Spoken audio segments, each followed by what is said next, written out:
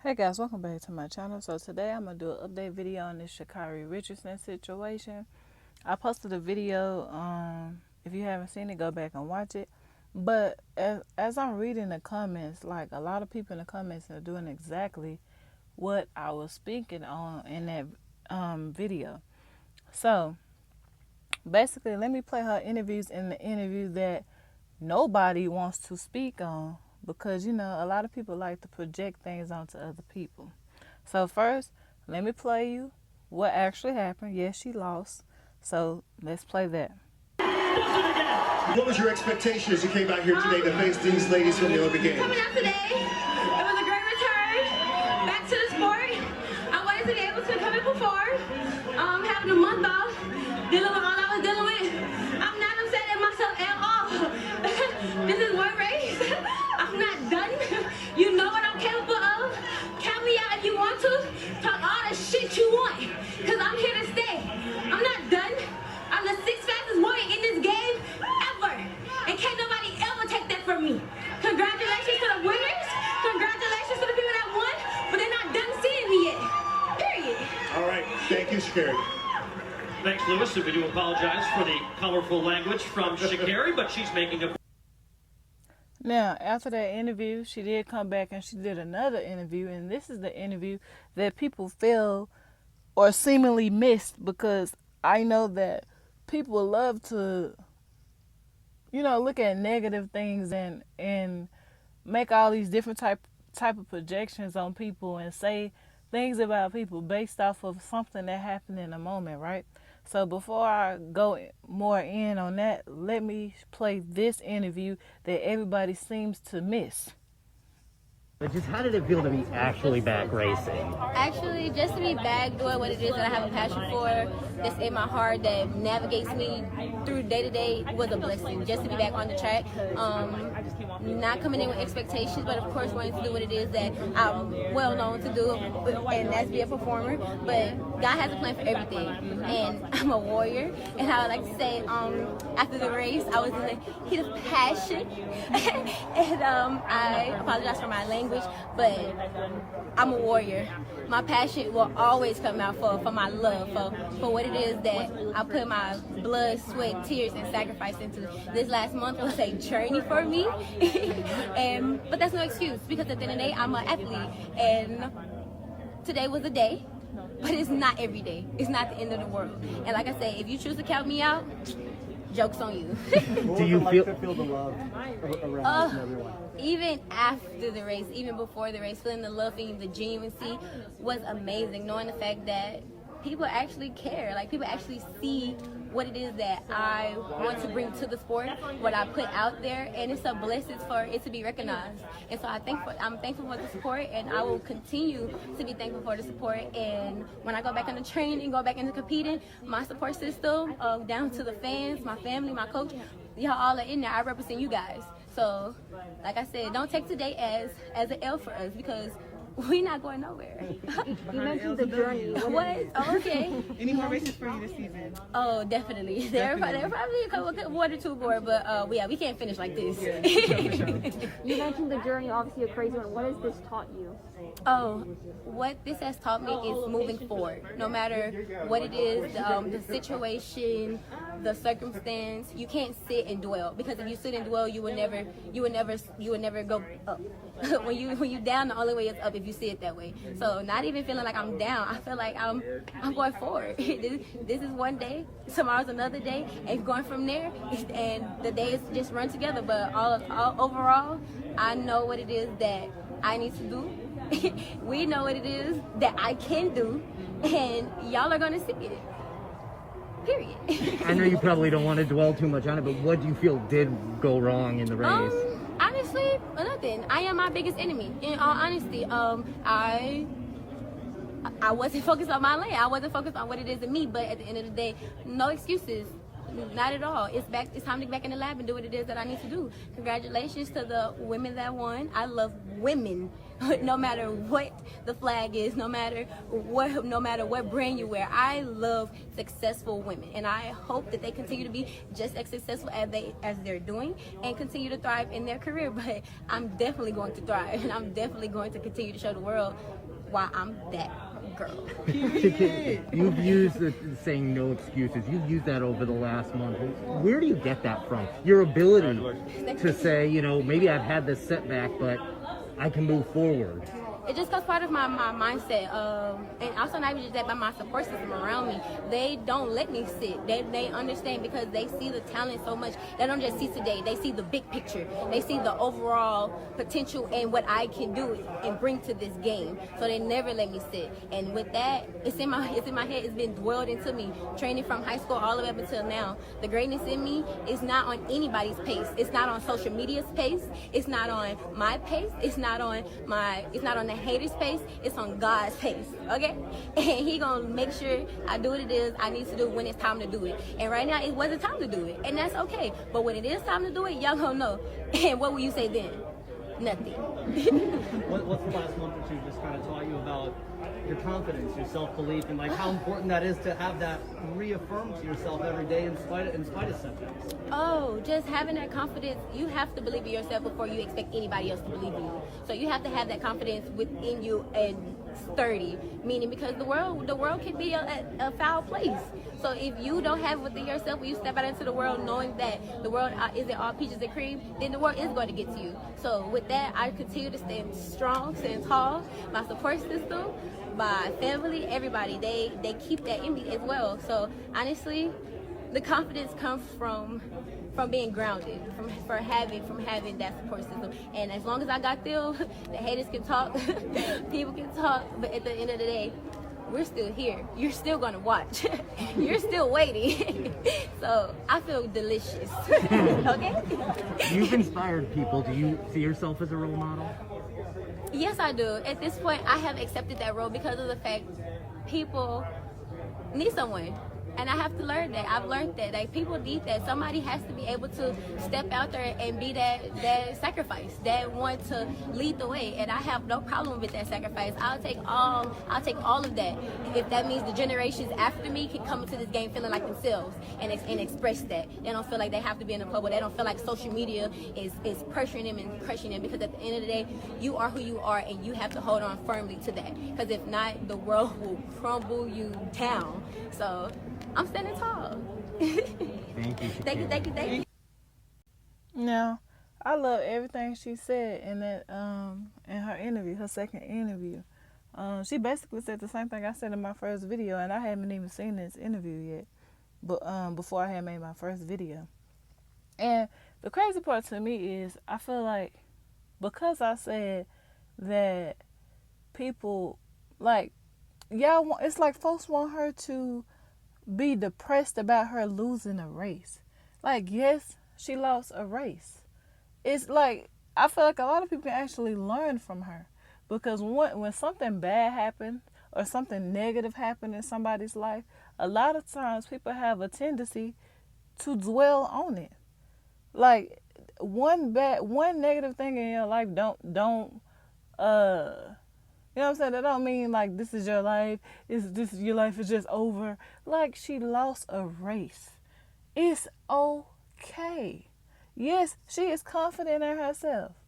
If you don't believe in you, who else is supposed to? Why do y'all want her to be so sad and depressed and go lock herself in a room and just because she lost a race?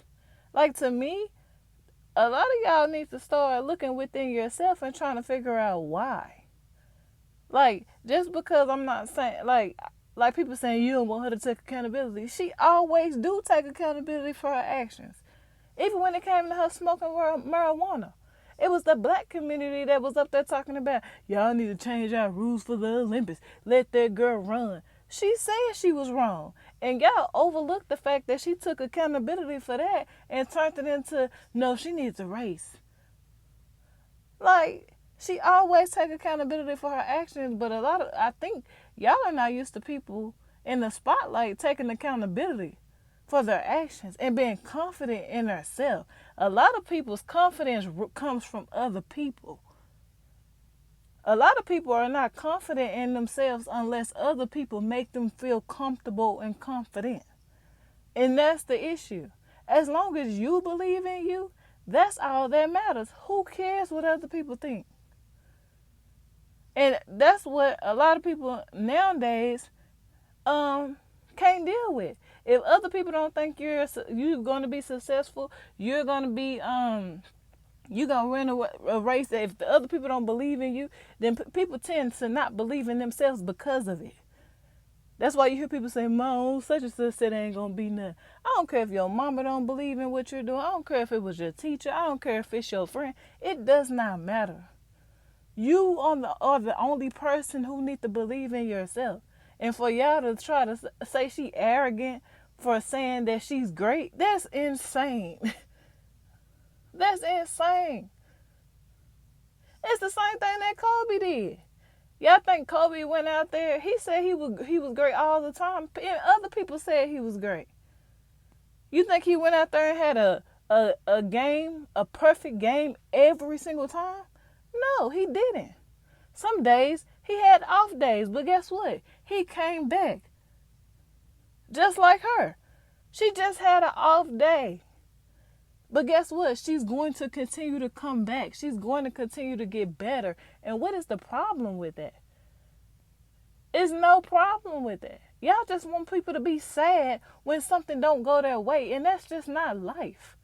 That's how people fall into depressions and all of that, because they're reading comments saying, you ignorant, you this, you're that. Who cares? If that's the energy that you want to project into you, that's fine. And the reason why I spoke about the black community in my previous video, it is a black community thing. Because guess what? You don't see other people publicly dragging their people because of something that happened to them, because they made a mistake, or because they didn't live up to the hype that particular day. We do that. And if the other people do it, it's because I don't follow them and I don't see it. But it don't matter. I'm not talking about them. I'm talking about what we do as the black community. As soon as somebody make a mistake or do something that don't live up to the hype that you expected, because y'all put the hype on her. She was winning races and doing all of that before the Olympic trials. A lot of people haven't even seen her run before the Olympic trials. She really brought the viewership back to track and field. Y'all didn't even care that them other people was even racing. It was her confidence that made people want to go watch. And that's what you need. Because you can win all the races you want. If you don't have that personality and that confidence, ain't nobody going to care to watch you. It's just another race that you won. Because you can see people win stuff time and time again. But if they don't have that personality and that confidence to go with it, you're not even going to care. And my thing is, how was y'all in support of the marijuana situation, but then y'all just angry and she got all of this different type of trauma because she lost? She needs to humble herself. No. She knows she lost. She knows she got work to do. And then she going to come back better than she was before. That's what you're supposed to do. Not sit on social media, oh my God, guys, I lost. I suck. I'm not that girl anymore. Like that's so childish. It don't even make no sense.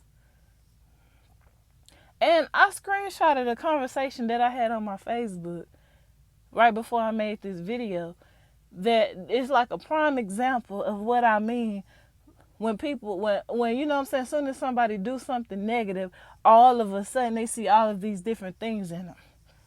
This girl on Facebook made this whole post about Sha'Carri Richardson. I always mess her name up. Sha'Carri, one of them, right? Talking about, I know everybody spoke on her being cocky and embarrassing, but all I can see is the effects of childhood trauma, right? So, y'all, she see effects of childhood trauma just by, like, you don't know her personally. This person have never been around her like that. All she knows is what we see in the media, right? She said, I'm sorry, but the persona she presents is not real. So now you're saying that the girl is fake, right? It says you can see she been hurting for a long time. We only know a very small portion of her upbringing, and that alone is deep. So that right there tells me if you only know a small portion about a person, how can you come to this conclusion, right? This is what I'm thinking when I'm reading this. I believe she may have rejection and abandonment issues. So now, and to me, when I read it, I'm like, so you're using what she told us, because she didn't even have to tell the public what was going on in her personal life. But now that she have done that, people are using her personal life and twisting it into something that it might be, or it may be, or it may not be, right? So it says, she went on to say that some people are quiet, closed off, and other people crave for attention. So she basically saying that Sha'Carri craved for attention and because of her childhood trauma and abandonment issues, right? And they saying she talking about she still needs help with the delivery and all the other things that may be rained down on her personal life, right? So I came back and I said, are you projecting your trauma energy onto her? Like, do her personality trigger you? Because you know how when you look at somebody and you've been there before, so you be like, you know what? She act just like I used to act. Or she's saying the things that I used to say when I was in this certain mind state, right? So this is all I'm asking. Because I'm like, for you to know a small portion about somebody's life who is 20 plus years old, and you know a small portion about her life, and you come to the conclusion that the girl personality is fake, that she got abandonment issues, like, how can your mind just make this whole life story up about somebody because of what you see? You saying she got rejection issues? So I'm like, well, do she remind you of yourself? Because a lot of the times people be like, you know what, I see myself in you. I see how I used to be in you, and this is how I relate, right? So this is what I'm asking. That's what I was asking her, right? Like, how you come up with all of this? Because when I look at her, I just see that she believes in herself, and she's growing, and she's taking accountability, and she's just maneuvering through this new way of life for her, right? So, the girl, I think the girl's mama jumped in and was talking about the Lord and all these other different things, but like, cool. Like, I'm cool on that. I don't even address a whole lot of, like, I don't engage in a whole lot of that, right? So now she said that I'm weird, right? She said she spoke on her pain and she didn't want to put it out there, right? And so on my Facebook, right, I always be putting like a lot of positive things and a lot of things that I've learned about the body, a lot of like just stuff that I've learned, and I share it. So apparently she been paying attention to that, right? So, and I don't debate people. I don't know why she talking about debates. Like, if people ask me a question, I answer it. Or I may ask other people questions. It's not a debate. It's for me to get an understanding of the way that person is thinking, right? So she went on to talk about my spirituality, talking about I want to seem so smart, but I'm thinking a false persona of putting on a smile to hide pain is far-fetched. I'm like, how do you know that somebody's persona is fake? We see famous people in the media all the time, and you honestly don't know what's real. You honestly don't know what's fake. You can be around somebody every day, and then they do something, and you be like, man, I would have never thought. Because don't nobody know you but you. It don't matter how many years, how long, how much, like, that you've been around somebody, you don't never know them. You never know their truth, because you never know when a person is telling you 100% of the story.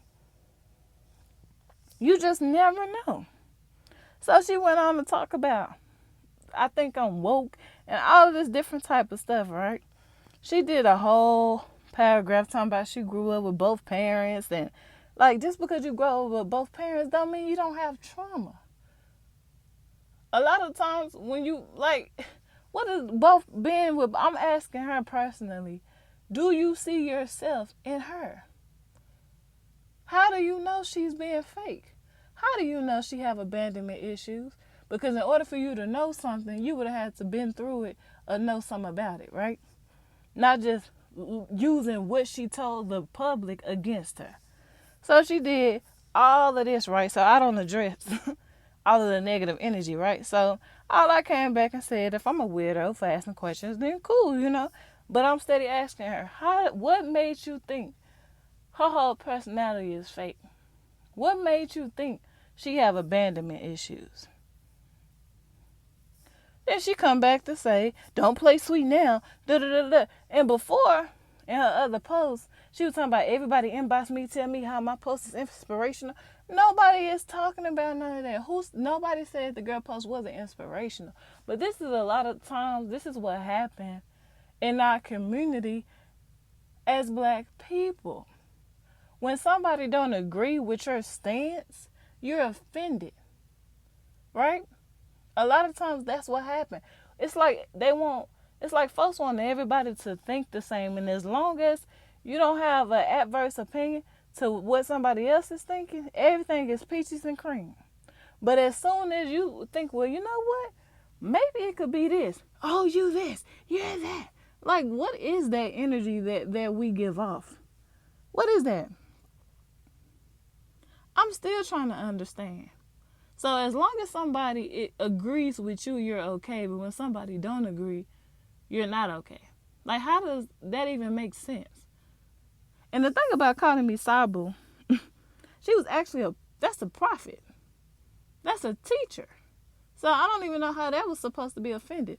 But it's not really about, you know, her or that situation that happened on Facebook. It's about, this is an example. And I just loved the post because, for one, I think she turned it off where I couldn't respond anymore. And that's another thing, like, is when people start to question you on your stance and you can't defend your stance because a lot of people don't be standing on what they say. They just go with what's popular at the time. You want to push people away and da-da-da-da.